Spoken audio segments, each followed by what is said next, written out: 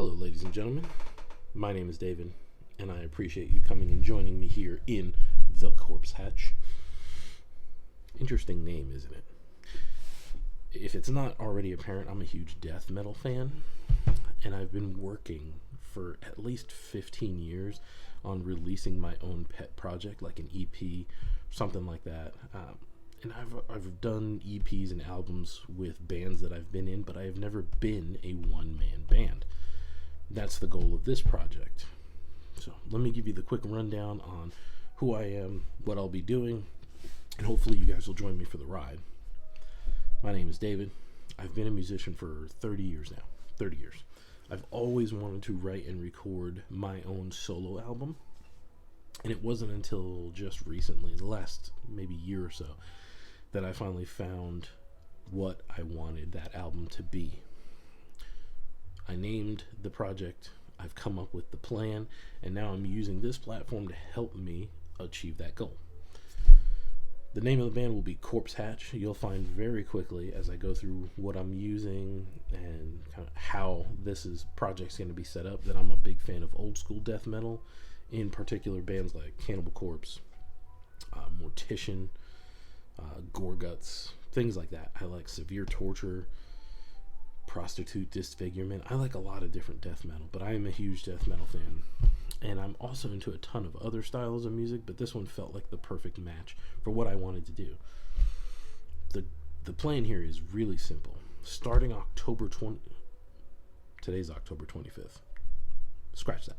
Starting October 31st, 2025, so a little less than a week away, I will start a 1-year full album challenge. My goal is from October 31st of 2025 to October 31st of 2026, I will write, record, mix and master, get album art made, and then release a full-length album.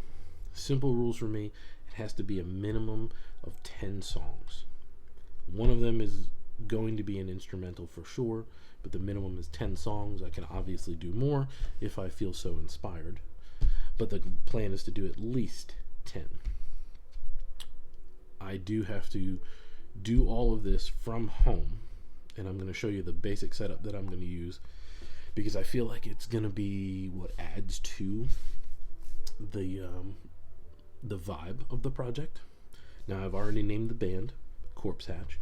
I've already named the album, which I'll reveal later on at some point. I've got a good track listing, some great song titles that I'd like to use, and then a whole bunch of other options. So I guess the hard part is going to be staying on task and then writing and recording everything. Now, it might be good if I show you what I'll be using as part of the challenge. So hang on a second. Let me turn the camera around so you can see what I'm going to be doing. All right, really simple stuff. Let me show you what I'll be using here. So obviously we've got Logic Pro. I've been working on a couple of kind of rhythm ideas, just putting down a couple ideas that popped in my head. So I have a pre-chosen Corpse guitar tone. I have SuperiorDrummer 3.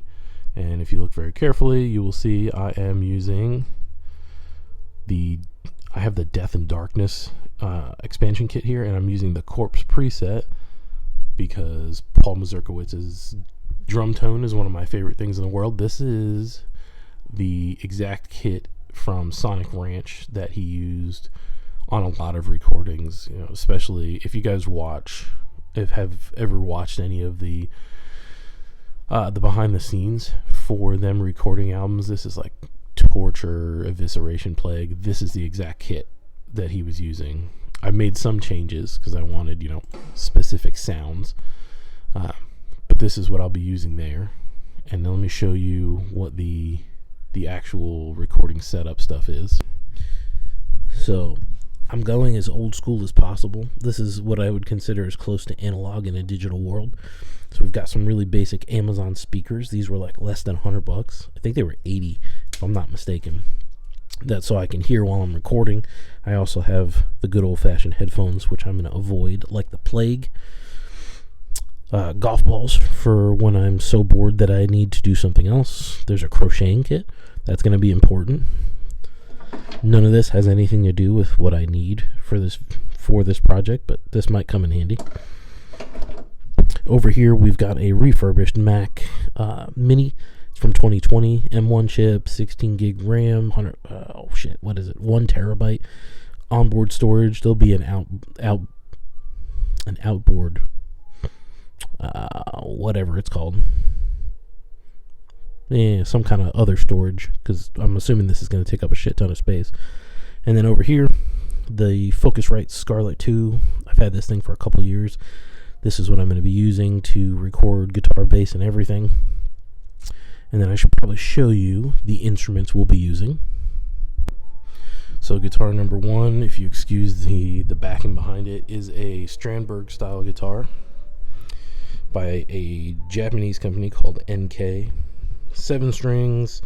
This is all stock. I haven't made any changes other than the type of strings that are on it, and then putting in my all-time favorite strap.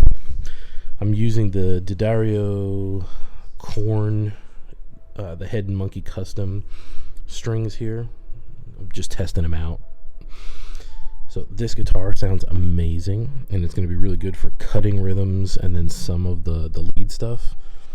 And then the amazing thing is, it was like a $225 guitar off of eBay. This thing sounds super good, and it plays incredible, and the neck feels like a Telecaster neck. It's like next to nothing. And then let me show you the workhorse. Obviously, there are more guitars in my collection. That's for an acoustic guitar I got from my mother in 1998.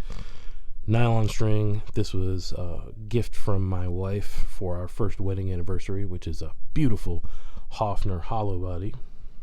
I'm a big jazz fan too. But this is the workhorse. This is the guy that's going to be doing a lot of the work. So this is the Mark Hellman RR24 7-string. Floyd Rose 1000 on it.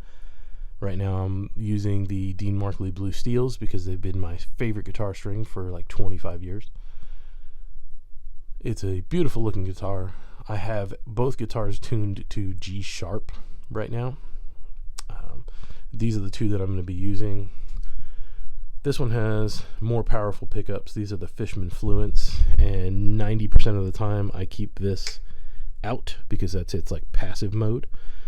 You get an extra 20 dB gain with this in, which is usually a little too much for what I'm doing when I'm recording my guitar tracks. So this is going to be the main workhorse for rhythm and solos, and the NK will be my backup.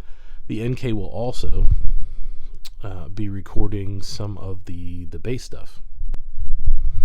And when I say that the NK will be recording some of the bass stuff, it's because I currently do not own a bass, but I have used the NK, and then I'll take like a whammy pedal that's built into Logic Pro, take the dry signal out, and then pitch it down a whole octave, and it works really well. It actually sounds surprisingly close to a bass, especially if I play fingerstyle. I probably will get a bass for this project and tune it down too, because there's a very distinct sonic difference. But that's a good way for me to lay down scratch tracks until I can get something to record on. There's the challenge. There's the band. So Corpse Hatch will release its first album on October 31st, 2026. Possibly before. We'll see how the project goes. The plan is to be done by October 31st, 2026. It's going to be a hell of a challenge.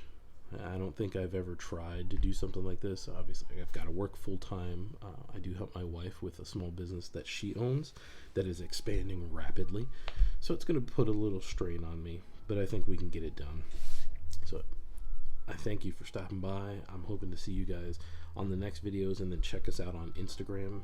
Hit the like, hit the subscribe, follow along so you get to see what the journey is like. And I guess we'll see you next time at the Corpse Hatch.